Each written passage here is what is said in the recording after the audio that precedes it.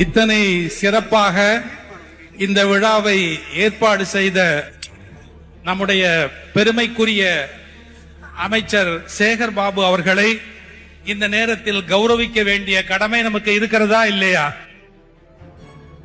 எல்லாம் அல்ல முருகன் அவருக்கு எல்லா நலன்களையும் எப்போதும் அருளி ஒரு மிகச்சிறந்த ஆளுமையோடு அவர் செய்கிற பணிகளை மனமாற வாழ்த்தி பாராட்டுகிறேன்.